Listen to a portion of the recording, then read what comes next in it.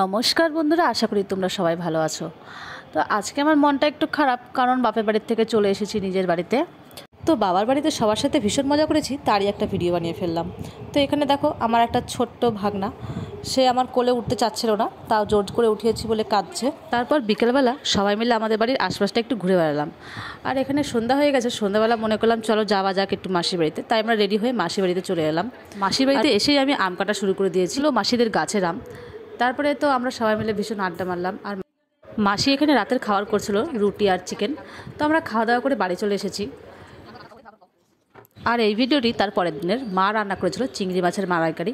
তো এটা খাওয়া দাওয়া করার পরেও আমরা চলে গেলাম ঘুরতে, একটু দিদির বাড়ি, মাসির বাড়ি, দাদুর বাড়ি, সব জায়গায় ঘোরাটোরা করার পরে আমরা চলে এসেছি বাড়িতে।